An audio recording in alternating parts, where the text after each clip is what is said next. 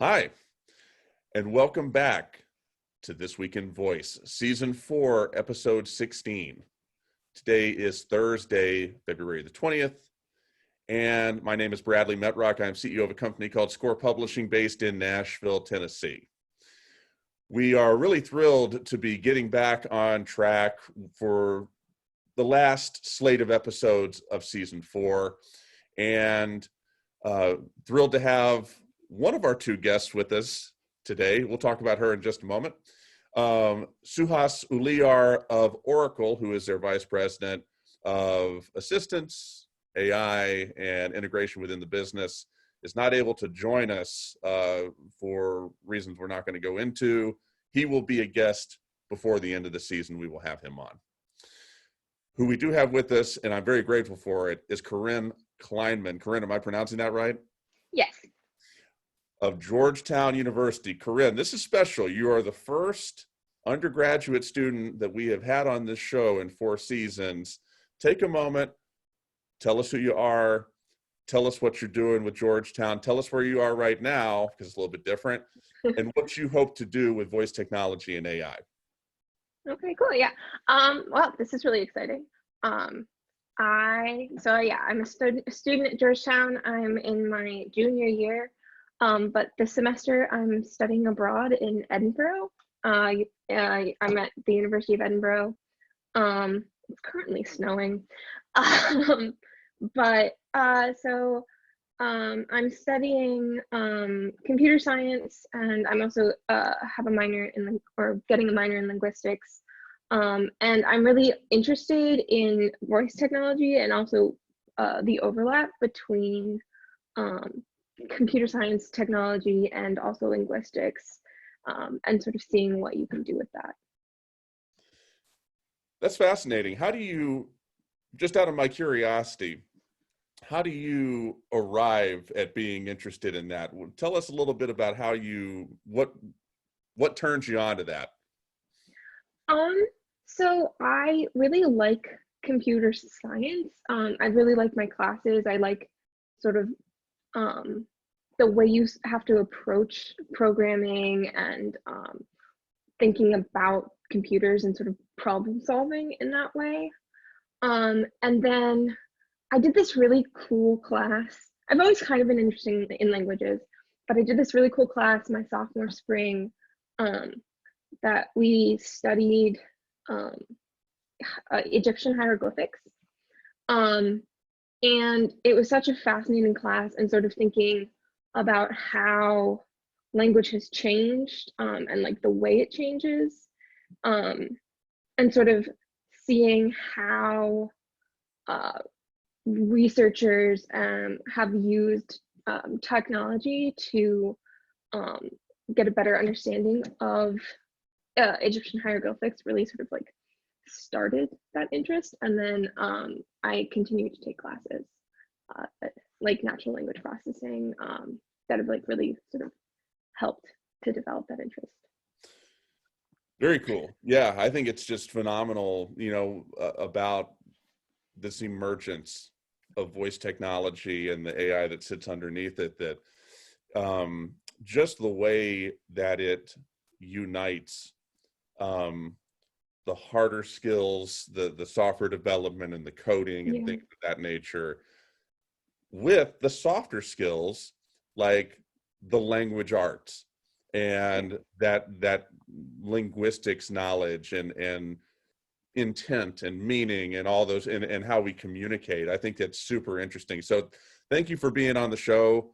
Thank you for setting some of your time aside to be part of this with us. I'm super excited.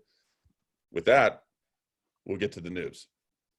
Story number 1, in a special BBC report, former Amazon executive admits turning Alexa off when not in use for privacy reasons.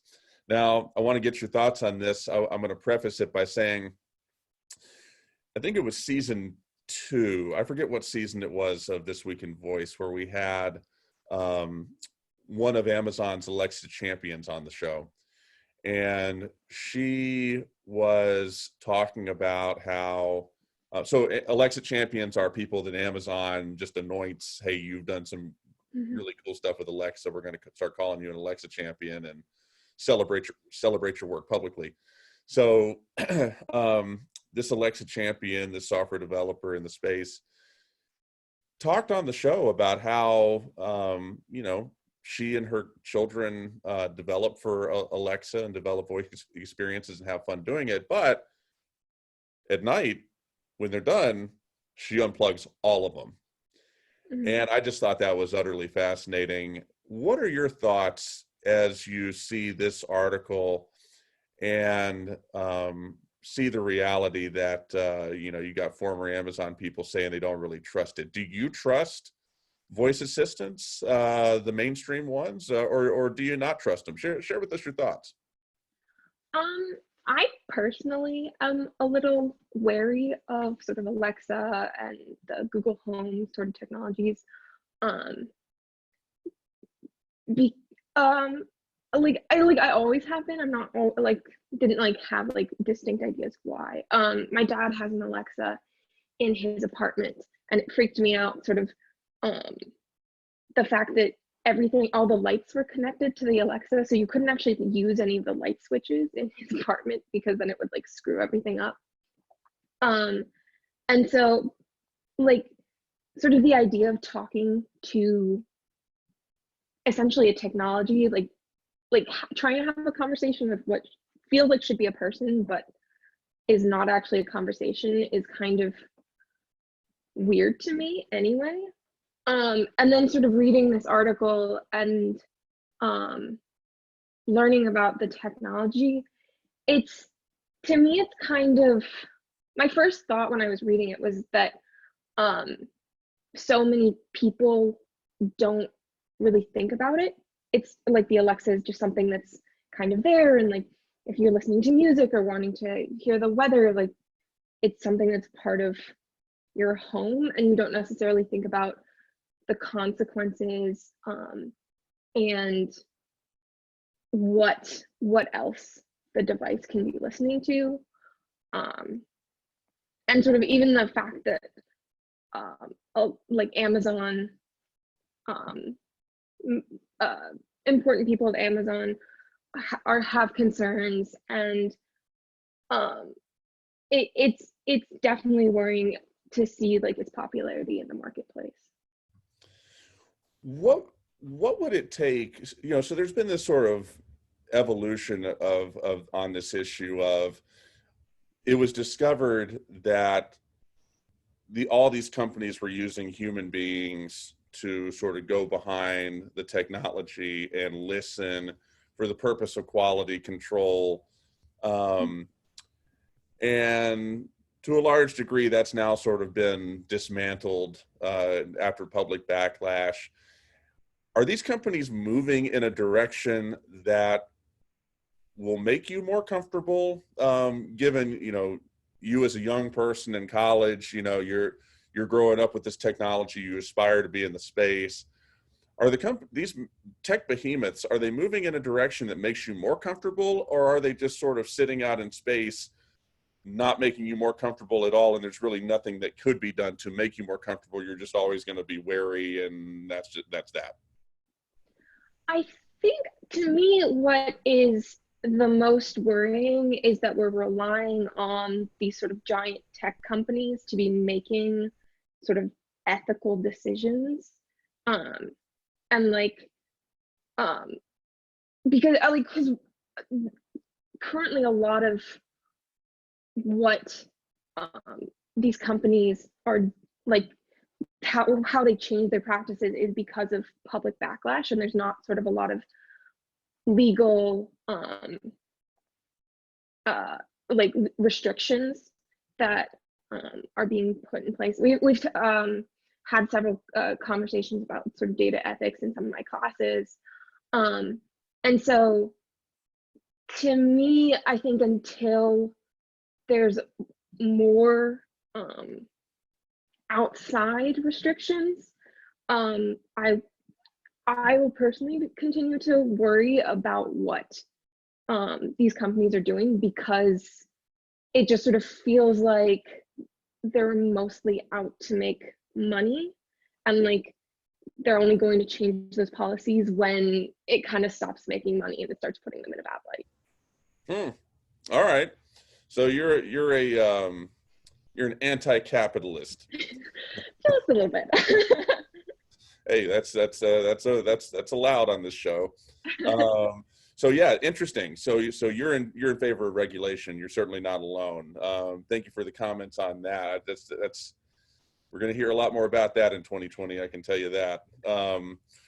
Story number 2, the VoiceBot.ai story of the week. Glad to be back having VoiceBot.ai stories of the week. If you don't know what that site is and you're watching the show or you're listening, as I say every week, please fix that for your own benefit. Cerence introduces cognitive arbitrator to make it easier for cars to offer multiple voice assistants. They're going to be at the Voice of the Car Summit in about 45 days talking about this. So the next event on our docket in the Voice First event series. So this is getting at this issue that several different types of companies have struggled with on how to incorporate multiple voice assistants. Some companies have not viewed it as important, and so they just go with one. Others have tried to incorporate multiple voice assistants in a number of different ways. Corinne, when you see this, and you see what this company is doing to negotiate having voice in the car in a way that they think most people would want, what are your thoughts? You think this is a necessary step they're taking on, or you think this really doesn't matter? It's probably a waste of time? I mean, honestly, for me, it kind of feels like a waste of time. I drive a lot. I grew up in Virginia, so kind of driving everywhere. And to me, I don't know how necessary a lot of features are. I mean, like reading about like the new feature, like the ability to pay for gas by voice. It sounds interesting. It just it doesn't feel sort of necessary.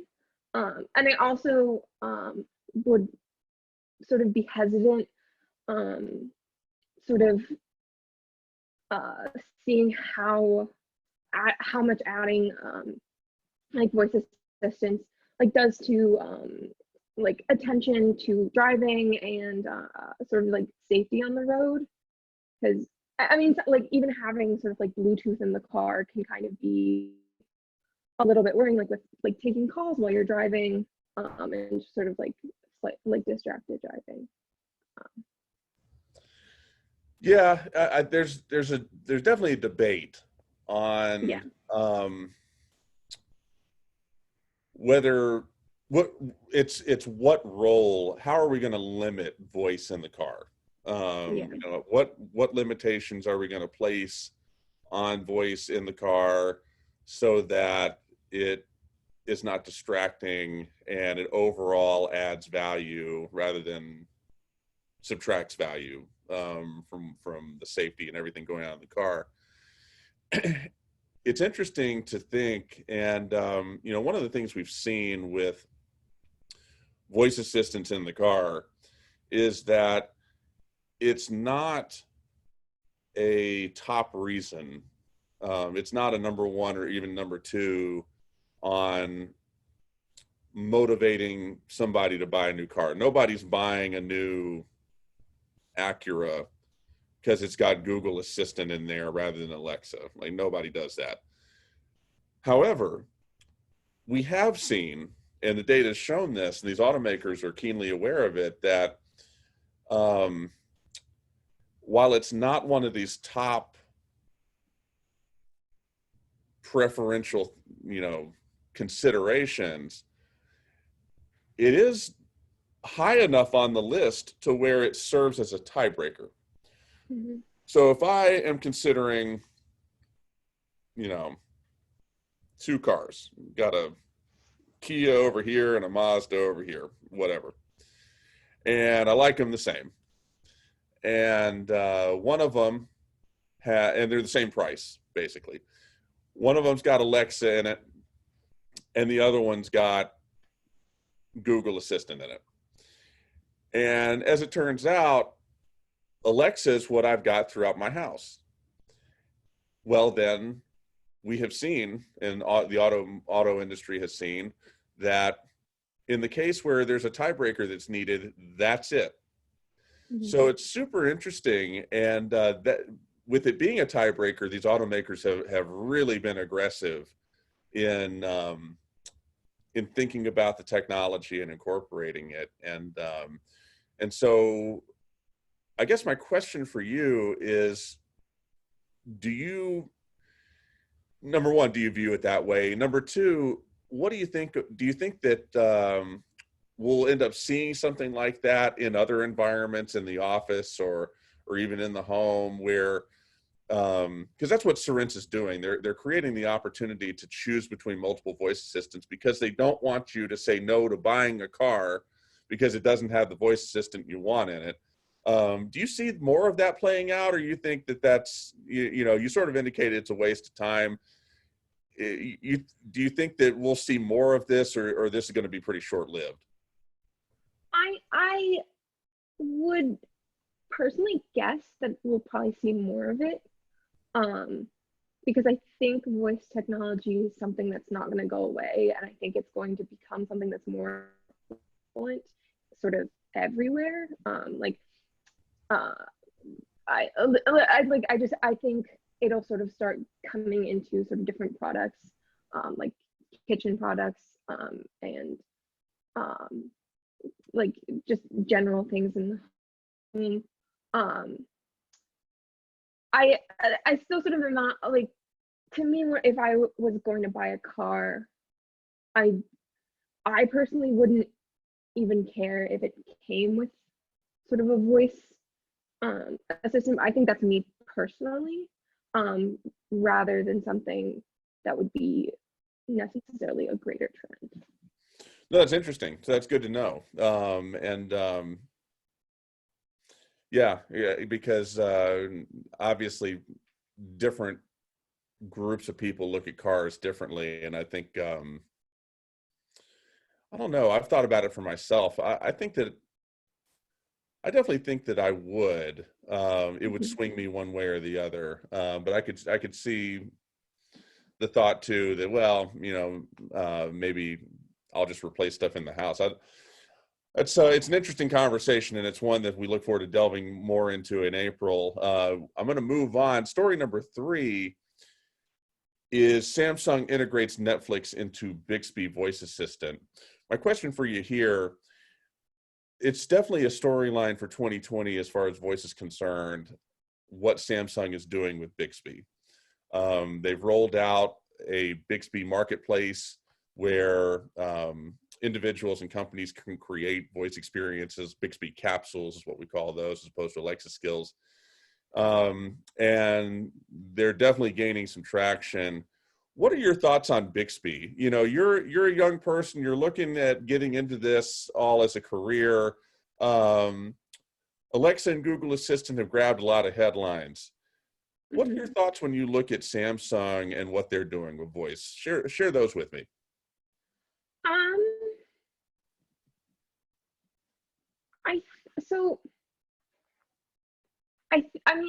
To me, it just sort of seems like something to, like their own sort of form of competition, with Amazon and Google. And so to me, I to me, like I don't necessarily see, like, to me, like, it's hard to sort of like differentiate, but between like in like the individual platforms. Like, the way I would look at something would be, okay, I would like sort of like the Amazon brand, then sort of like I would come at it from sort of like more of a brand perspective, I guess is what I'm trying to say. Okay. If that makes sense. Yeah. So that's interesting. So, and I guess while I'm on this subject, I'll ask you this. So at Project Voice, which is a major event we do a few weeks ago, um, there was a presentation by somebody who's leading this PR campaign to get Amazon to change the name of Alexa. And this woman says that the act of Amazon naming Alexa Alexa has ruined her daughter Alexa's life. And super interesting. And we're talking about Bixby. That's a non-gendered. I don't think anyone names themselves Bixby. If they did, I don't know what gender that would be. But I don't think anyone names themselves Google Assistant. Yeah. But Alexa, that's a common name.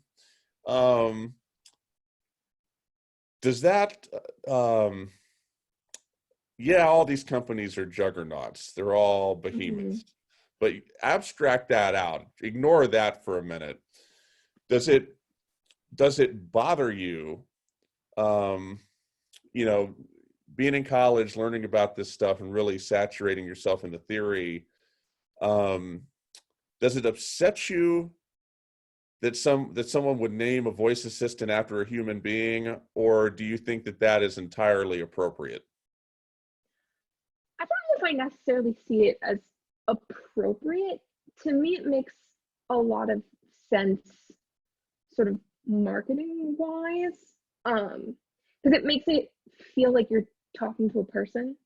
Because it, like, you start off like the command with Alexa, turn on the lights, and it sort of, it's, to me it seems like it would be easier to talk to.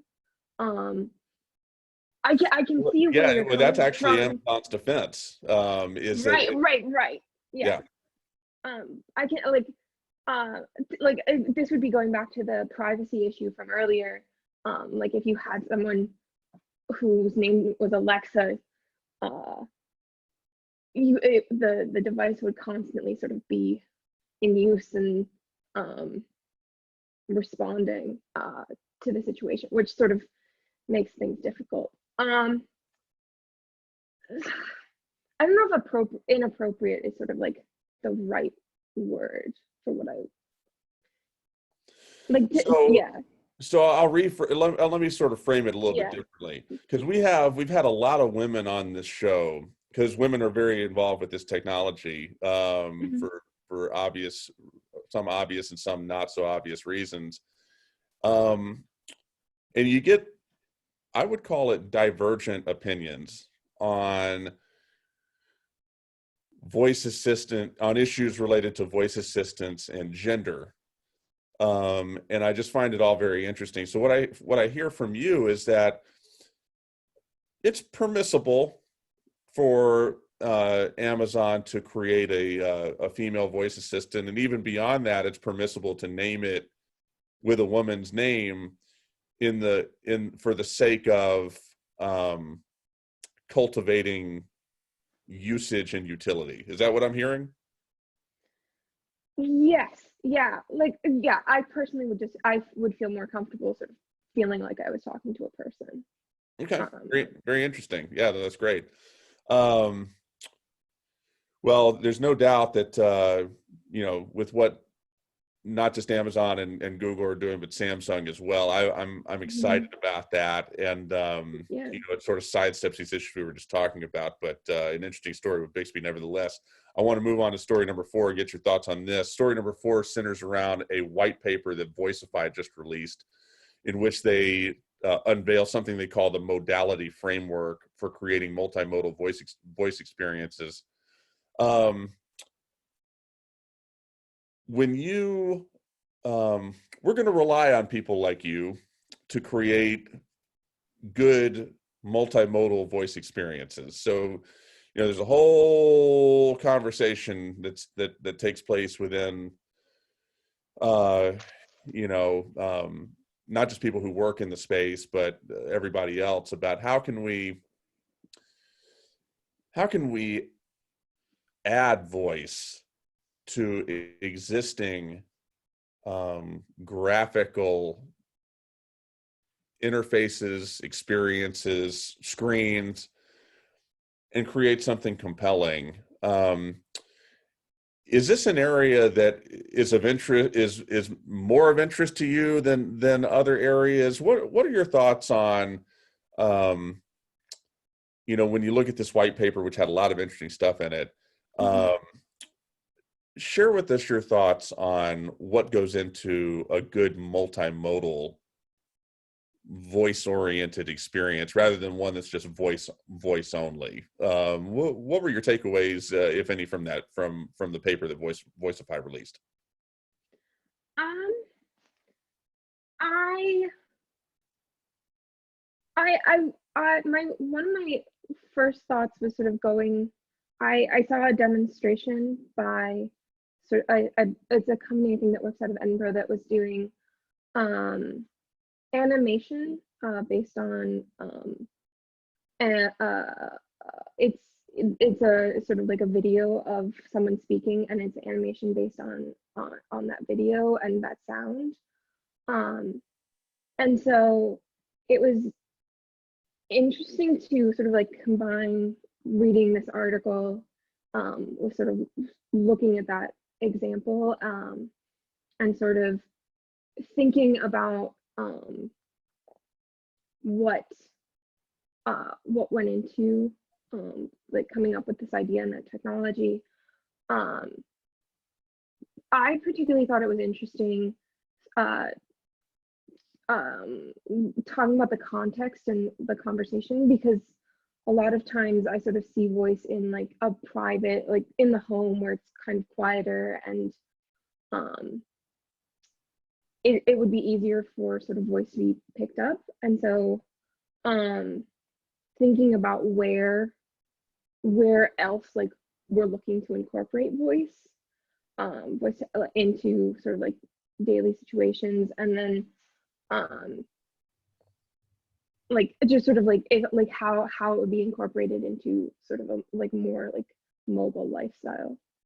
um Yeah, I think that's great. Yeah, and because that's what I think that's what certainly what part of the promise is that mhm, ability to layer on voice and have voice deeply entwined in the mhm, experiences that we have on devices like this. yeah, Um, you know, today, it just takes it all to a different place. It not only opens it up to new people, and there's an accessibility component, but it just makes it easier and more convenient for everybody if it's done right. Yeah, mhm, I'm on that page. Um, if you haven't checked out the Voicify white paper, definitely do that. You have to enter some information in order to download that, but it's full of good information. Encourage people to check that out. Story number 5, and I want to wrap up with this. Even before I go into story number 5, it's something we've covered on this show um, off and on. Um, Story number 5 is from The Verge. Michigan computer science faculty calls for former Clink CEO Jason Morris to take leave of absence. So, as I've noted on the show before, we've had a real problem with this guy. Um, uh, I thought that in times that I've had that I've interacted with Clink in the past, it's been forgettable. They've got a lot of cultural problems over there, and sounds like they're now getting them figured out. But a lot of big news coming out with this Verge article. Um, the first news to drop was that he was resigning his CEO position at Clink. Then the second news to come out was why, and it really laid out this long pattern of sexual abuse and misbehavior. And then the third thing to come out is this article here where his Michigan colleagues are calling for him to leave. We're going to get into that, but Corinne, I'm going to ask you, you're going to enter the workforce. You've already interned for some companies in the space, but you're going to be looking for full-time gig sooner or later. what are the most important things to you that you look for or are thinking about or want to consider in an employer in this space? Um, it's kind of a hard question to answer, but I think to me, someone I'd be comfortable around. I don't know sort of how to describe it more than that. Like like qualified and smart and interesting, but like there's something also like slightly more or especially or at least to me um like because like somebody sometimes you just sort of like know that you're like not gonna like get along with a person, and so something um like even just like personality wise, just like knowing that like I can get along and like respect someone. So like a shared sense of purpose. Yeah. All right. Yeah. No, so that,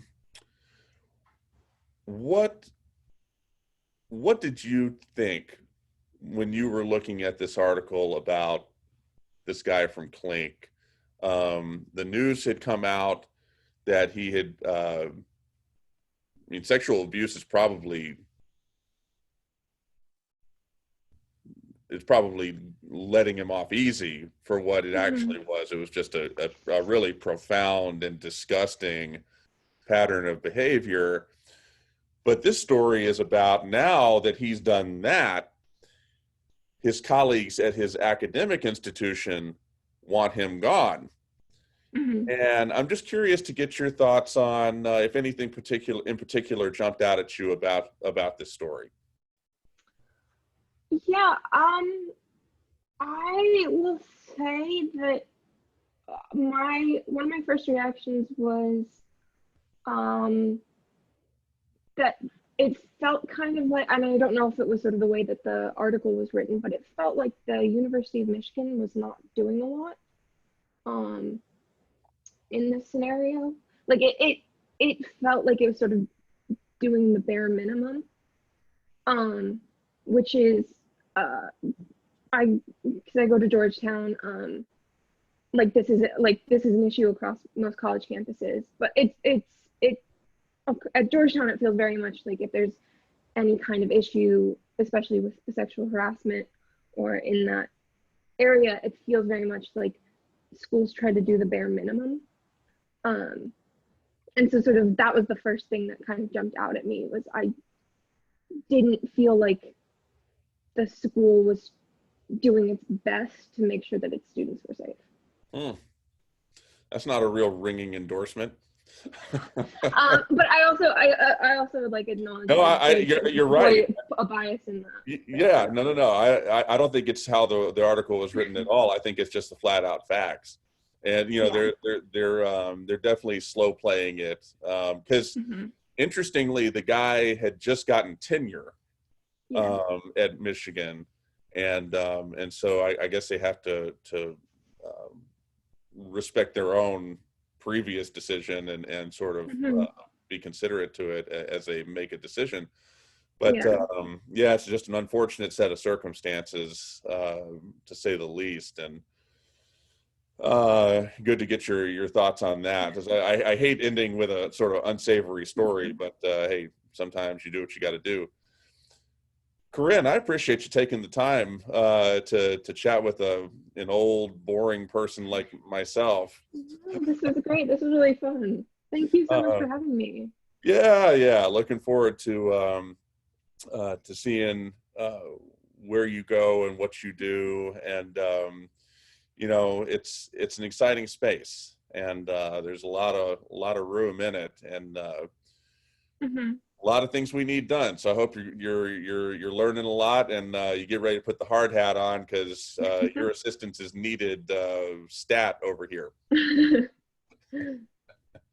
Um, Thank you for being part of the show, and thank you for sharing your perspective with not just me but the audience as well. Great. Yeah, thank you so much. This has really been interesting. For This Week in Voice, Season 4, Episode 16. Thank you for listening or watching if you're watching on YouTube. And until next time.